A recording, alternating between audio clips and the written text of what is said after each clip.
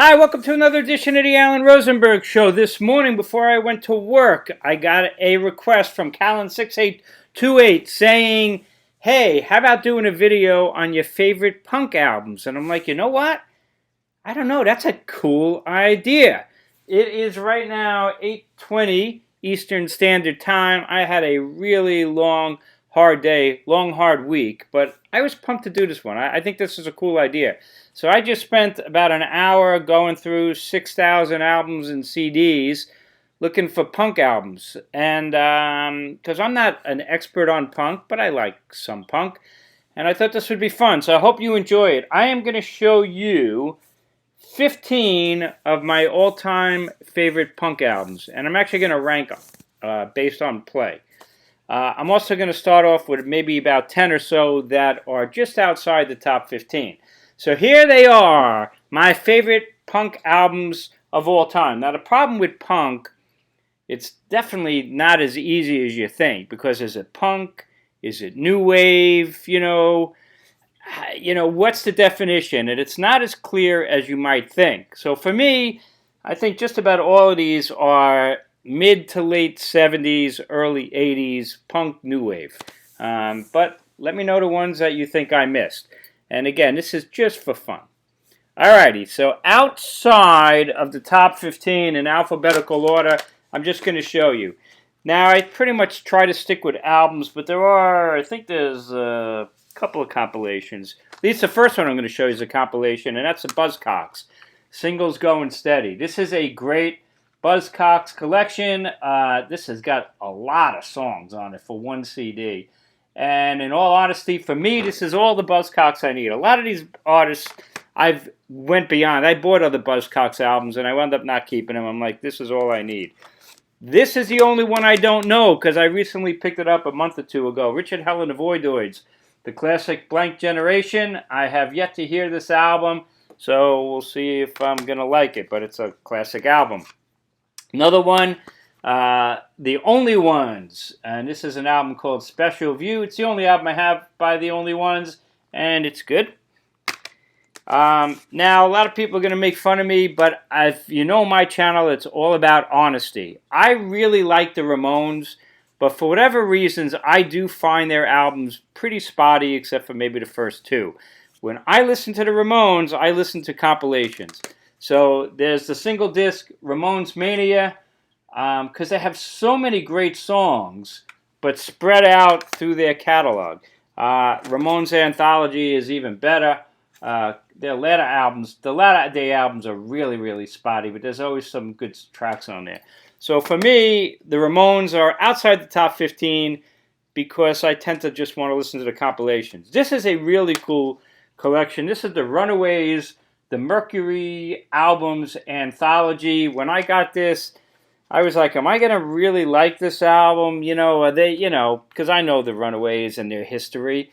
It's good. I definitely enjoyed it, and this has got great packaging. So this is the Mercury albums right there. Now, some of it's not great, but that's a good collection. The biggest one you're going to make fun of, for me, is the Talking Heads. Certainly from the New York punk scene. I don't love the early Talking Heads albums. I like them, but I don't listen to them much. My favorite Talking Heads album, by far, is Stop Making Sense.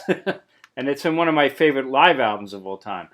But this is definitely not, in my opinion, punk rock anymore. Or new wave even. The punk rock was really those first couple of albums. And for me, they're just okay. I like the latter day Talking Heads more. So there you go. But I'm honest. The Undertones, I had bought their first three albums. I thought they were okay.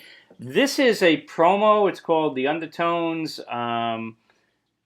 on CD at Last. This is a promo. I don't know if you're ever going to find it, but it's got like the best cuts from their four albums there. And this to me is the best Undertones. I don't know if there's a regular compilation you can get for them, but that's what I would go for. Another band that people just love, and I just find them okay, is X. This is the best X album I think that I have, which is Los Angeles, with bonus tracks on there. So I know a lot of people love X, and I just think they're okay. So there are the quote-unquote runners-ups. Now, again, if I have them, that means I like them. You know, I don't keep everything that I buy. In fact, I dump 30% of it probably. So I like these. They're just not in the top 15. All right, let's go into the top 15. And what do I have down there? All right. And again, the ranking is not all that important, but these are pretty much, most of these are special albums for me, or things that I remember. So at number 15, we were talking about the Runaways. It's going to be Joan Jett. I remember when Joan Jett released Bad Reputation, and I thought it was a great album. I just loved it, you know. The title track, Make Believe, You Don't Know What You've Got, You Don't Own Me, the cover of that. Too Bad on Your Birthday, Do You Want to Touch Me? This is a great, great debut album, and this would be my favorite Joan Jett album. Of course, the follow-up was I Love Rock and Roll, and that's also a great album, equally great, really. So both of these are great albums, and I actually saw Joan Jett at the Calderon Concert Hall on Long Island, a movie theater, for right when I Love Rock and Roll came out. So that was pretty good. But we're going to go with Bad Reputation at number 15. I think it's 15. Again, the ranking's not that important. At number 14 is going to be Television Marquee Moon. And this is a beautiful version of it. They had redone these deluxe editions with bonus tracks. They're an interesting band. I really like them. They're very dry sounding. I actually think Adventure is a mighty fine second album as well. So this one doesn't get nearly the accolades that Marquee Moon does, but we'll go with Marquee Moon at number 14. Now, number 13 may surprise you, but I loved this album. And that was Kim Wilde, her debut album. And this is a great album. You know, is it punk? Is it new wave? I don't know. It's around that time period. But I love this album. Kids in America, of course. Water on Glass, Our Town. I just think this is a great, great album. And I'm a fan, to an extent, of Kim Wilde. So there you go. 15, 14, 13. Now, the next album at number 12, a lot of people are going to make fun of me because they're going to say it's the biggest and the best of all time. And for many it is. But the reality is, for me, the only thing that is important is how much I play stuff. And I think this is an incredibly influential album. It's one of the most important albums of all time. All of that is true. But the reality is I don't listen to it as much as any of the other ones. So we're talking about Never Mind the Bollocks. Here's the Sex Pistols. This is a nice version. What is this? 21st anniversary or something like that. This is a great set of this classic album. So there we go. The Sex Pistols. That's number 12, I guess. Now, this is a great album that I never hear anybody talking about. Man, I love this. This is Jim Carroll Band and Catholic Boy. Is this great? There was a TV show called Fridays. It didn't last. It was like a knockoff of Saturday Night Live on a different network. And I remember watching Jim Carroll Band on that. And they were killer. And I actually saw Jim Carroll Band live. I went to see them on this tour. And this is a great, great album. And of course you all know People Who Died, Only People Who Died. But that's not the only great song on that album. Catholic Boy. All right, 15, 14, 13, 12, 11. At number 10, if I'm counting right, is this one, Graham Parker, Squeezing Out Sparks. This is a cool version. It's Squeezing Out Sparks and Live Sparks. I think this is an amazing album for sure. Love it. Graham Parker, Squeezing Out Sparks comes out next. After that, very similar to Graham Parker in my mind. They sound kind of similar at that point. And that's Joe Jackson. And Joe Jackson, he's just so talented that he went way past this new wave kind of sound. But his first two albums, oh my God. Look Sharp, amazing album. A couple of bonus tracks. And then the second album was On the Man, and that's really just as good. Or nearly as good. I mean, look at these are great. So there we go. We're going to go with Joe Jackson's debut, Look Sharp. 15, 14, 13, 12, 11, 10, I think 9. Give or take 9. All right, number 8. Let's keep going.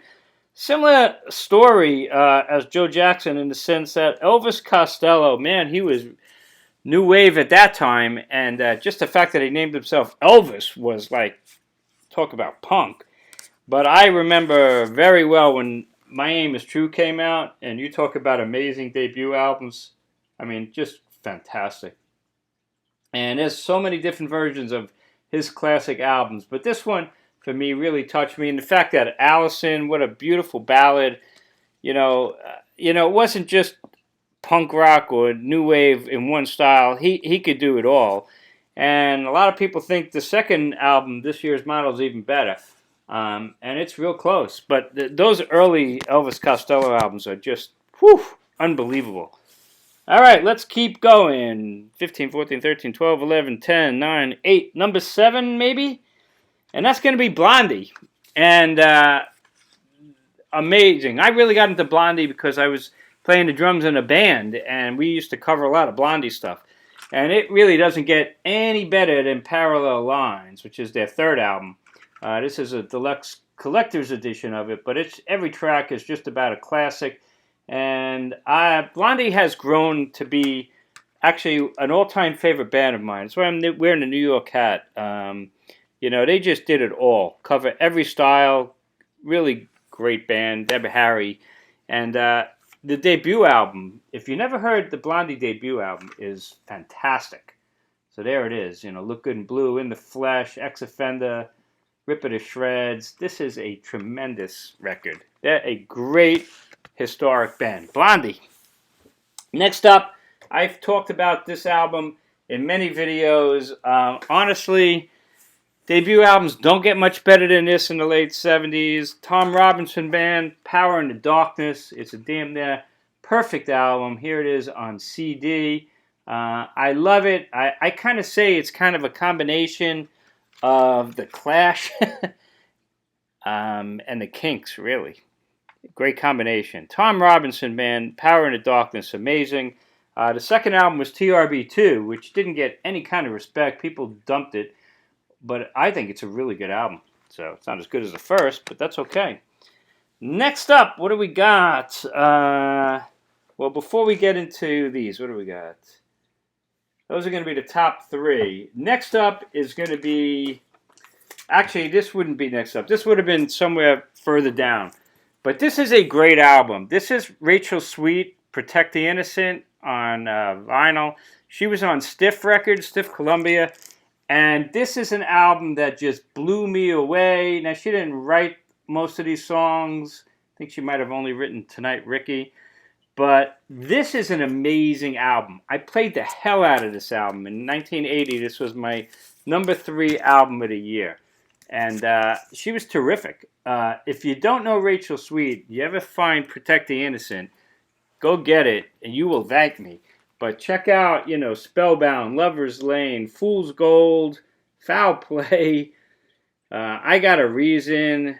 She does a lot of covers. She does a great cover of New Age, the Velvet Underground classic. Terrific.